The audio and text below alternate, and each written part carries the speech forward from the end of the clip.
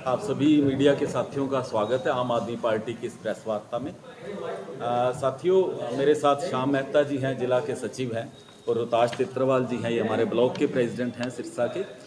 हम आपके साथ अगले चंद मिनटों में कुछ बेरोजगारी का जो मुद्दा है हरियाणा में, उस पर बातचीत साझी करेंगे। क्या स्थितियां हैं, और स्थितियां बिना बताए सबको पता है बहुत विकराल स्थितियां हैं हरियाणा में, और युवाओं में हर दूसरा जो युवा है वो बेरोजगार है, और बेरोजगारी के कारण कोई नशे में जा रहा है, कोई किसी तरह के असामाजिक कृत्यों में जुड़ गया है। तो उस सब को देखते हुए आम आदमी पार्टी ने इस मुद्दे को बहुत गंभीरता के साथ उठाने के लिए एक शुरुआत की है। वो शुरुआत क्या है, कैसे, उसके बारे में हमारे श्याम मेहता जी आपके साथ चर्चा करेंगे। जी। मीडिया के सभी साथियों का यहाँ पहुँचने पर मैं हार्दिक दिल से धन्यवाद करता हूँ। ऐसा है, हरियाणा के अंदर बेरोज़गारी जो है वो भयावह स्थिति जो लेकर सामने आ रही है। हमारे हरियाणा के अंदर इस वक्त 2 लाख से ज़्यादा पद जो हैं वो खाली पड़े हैं, और सरकार इस तरफ कोई ध्यान नहीं दे रही। तो कुल मिलाकर स्थिति जो है डे बाय डे इतनी ख़राब होती जा रही है कि युवा जो है बेरोज़गारी की वजह से आत्महत्या करने पर भी मजबूर हो रहे हैं, और हमारी सरकार जो है उसके कानों तक इसकी जूं तक नहीं रेंग रही। अभी चंद रोज़ पहले हरियाणा सरकार ने एक अनाउंस किया था कि 10,000 के करीब युवा जो हैं वो हम इजराइल मज़दूर बनाकर भेजने जा रहे हैं। तो कितनी शर्म की बात है हमारी जनता के लिए, सरकार के लिए, मतलब सरकार के लिए, कि जनता को दरकिनार करके एक तरफ अपनी मर्जी से उसने ये फैसला लिया कि 10,000 बच्चों को, 10,000 लड़कों को यहाँ से इजराइल भेजना, जहाँ पे कि ऑलरेडी पहले एक युद्ध चल रहा है। इतनी भयावह स्थिति है, इतने ख़तरनाक माहौल के अंदर हमारे हरियाणा के बच्चों को भेजना ये बिल्कुल नाजायज़ है। और इस सरकार के इस फैसले के ख़िलाफ़ आम आदमी पार्टी ने एक मुहिम शुरू करने जा रही है, जिसका कि कल हमारे आदरणीय सुशील गुप्ता जी अध्यक्ष जो हैं आम आदमी पार्टी हरियाणा के, वो सीएम आवास का घेराव करने जा रहे हैं। और इसलिए उसके एवज में ये जो है ये आज पीसी यहाँ भी रखी गई है। यहाँ के सभी आम आदमी पार्टी के कार्यकर्ता काफ़ी जोश के साथ कल करनाल यहाँ से प्रस्थान करेंगे, और वहाँ कूच करके वहाँ पे जो है सीएम आवास का घेराव करेंगे। और इसके अलावा जो विस्तार से अलग अलग जैसे जैसे बेरोज़गारी के जितने पद खाली पड़े हैं वो आपको हमारे ज़िला के मीडिया के जो प्रभारी हैं सचदेवा जी आपको बताएंगे।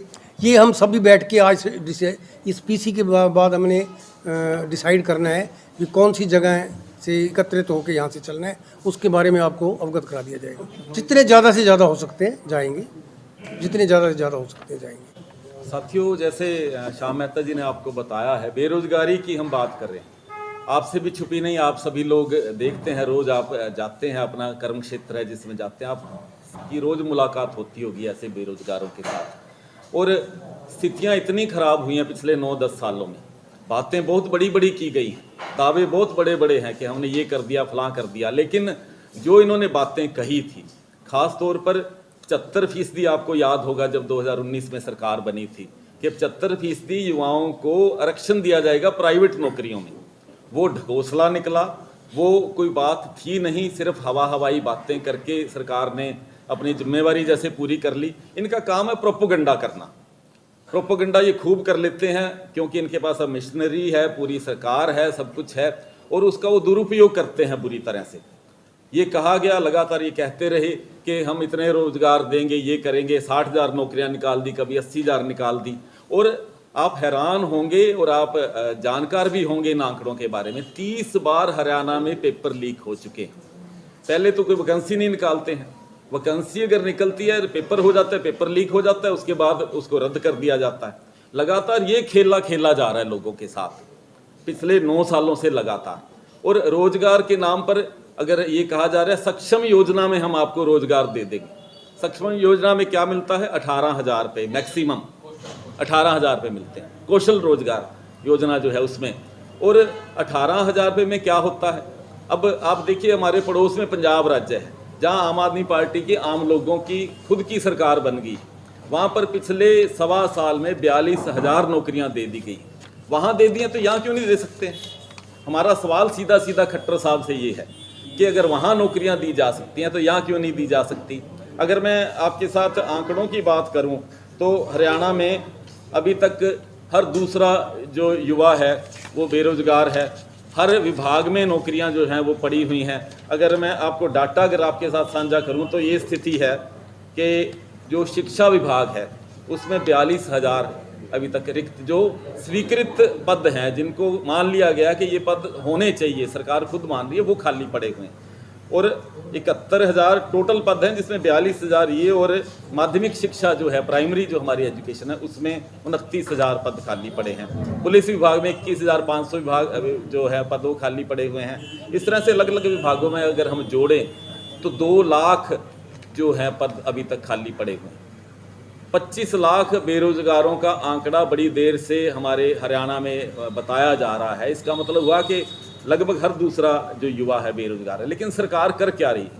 और मजाक जो किया गया हरियाणा के लोगों के साथ, ये कहा गया कि 10,000 लोगों को इजराइल हम भेज रहे हैं, वहाँ से लोग दूसरे देश बच्चों को वापस मंगवा रहे हैं क्योंकि वहाँ युद्ध के हालात हैं और उस हालात में वहाँ पर जीना मुश्किल है, मौत सामने खड़ी है। लेकिन हमारे खट्टर साहब हैं, इनको पता नहीं क्या सूझा है कि वो इजराइल भेज रहे हैं। कभी वो चांद पर भेजने की बातें करने लग जाते हैं। एक महिला ने, आपको याद होगा, कहा था कि कोई काम दे दो तो उन्होंने कहा कि वो चंद्रयान जाएगा, आपको चांद पे भेज देंगे।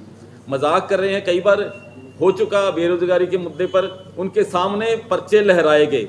2 युवाओं ने, आपको पिछले दिनों याद होगा, कि पर्चे फेंक कर उस मुद्दे को उठाए, लेकिन कोई किसी तरह का असर इस सरकार पर नहीं हो रहा है। ऐसे में आम आदमी पार्टी बेरोजगार युवाओं के साथ खड़ा होना चाहती है, उनके मुद्दे को गंभीरता के साथ उठाना चाहती है। बड़ा ज़रूरी मुद्दा है हरियाणा के लिहाज से देखिए, क्योंकि यहाँ पर ज़्यादातर नौजवान जो है रोजगार सरकारी नौकरी के रूप में देखते हैं।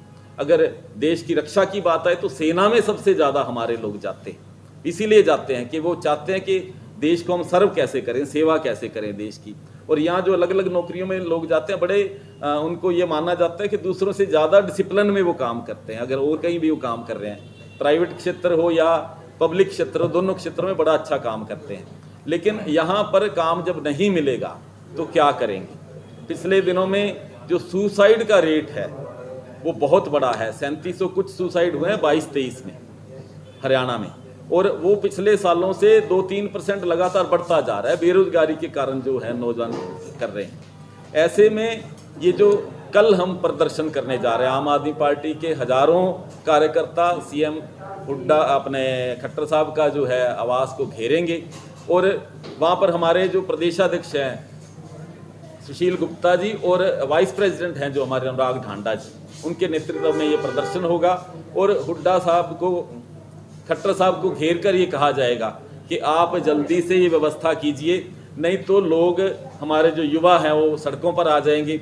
और उनको जो अगले दिनों में समय आने वाला है, 5 साल में एक बार मौका मिलता है अपना मत देने का, और ऐसा मत का प्रयोग इस बार करेंगे। इतना क्रोधित हैं सब लोग, इतने गुस्से में प्रयोग करेंगे कि उनको अपनी कुर्सी बचानी मुश्किल हो जाएगी। नशे के मामले भी लगातार बढ़ते जा रहे हैं सर। बिल्कुल, नशे का इन्होंने बहुत बड़े बड़े दावे किए। अभी हमारे यहाँ ये किया गया कि इनको 9वें साल में जाकर याद आया कि नशा बढ़ रहा है, और अलग से हमारा पुलिस थाना बनाया गया डबली में। लेकिन 9 साल ये क्या करते रहे, और उसके बावजूद भी बड़ा बड़ा अगर प्रचार देखें, बड़े बड़े अधिकारियों का यहाँ पर प्रचार होता है, लेकिन चिट्टा वैसे की वैसे है। यहाँ पर नशे की स्थितियाँ सब लोग जानते हैं, कितने युवा शिकार हो रहे हैं। लेकिन ये सिर्फ ना प्रोपोगंडा करके कर देते हैं कि नशा हमने ख़त्म कर दिया, लेकिन धरातल पर तो स्थितियाँ नहीं हैं। हर यहाँ पर मैंने देखा वाल्मीकि चौक पर एक दिन प्रदर्शन हुआ, इसको लेकर महिलाएं, बच्चे बाहर निकल आए कि हमारे घर घर में नशा बिक रहा है।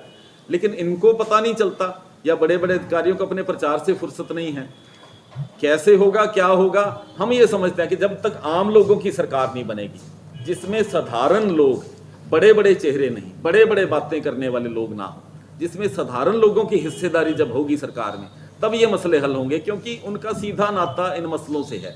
बड़े लोगों का कोई नाता नहीं, अपने बड़े बड़े महलों में रहते हैं, उनका कोई मतलब नहीं है इन आम लोगों से। आज लोकसभा चुनाव भी है सर, उसकी भी तैयारी चल रही है। जी, लोकसभा चुनाव में आम आदमी पार्टी का सबसे बड़ा जो है वो टेक ये है आम आदमी पार्टी की, कि वो ये चाहते हैं कि जो भारतीय जनता पार्टी ने जिस तरह से देश के जो हालात किए हैं, जो बेरोजगारी की बात है, जो स्वास्थ्य सेवाओं की बात है, जो शिक्षा की बात है, पिछले सालों में देश 50 साल पिछड़ गया है इन मामलों में, लेकिन और बातों पे वो बात करके लोगों का वोट हासिल करना चाहते हैं। आम आदमी पार्टी का ये मत है कि इस सरकार को चलता करने का समय इस टाइम है, और उसके लिए आम आदमी पार्टी पूरी तरह से प्रयास कर रही है, हर तरह से कोशिशें कर रही है कि किसी तरह से इनको चलता किया जाए, उसके बाद आम लोगों के हित में कुछ काम किया जा सकता है। लोकसभा की आप बात कर रहे हैं, लोकसभा में यही है, पूरे देश के स्तर पर एक गठबंधन हो रहा है। उस गठबंधन में पूरी जिम्मेदारी के साथ आम आदमी पार्टी अपनी शिरकत कर रही है, हिस्सेदारी कर रही है। उसमें जो भी तय होगा उसके हिसाब से लोकसभा की रणनीति बनाई जाए।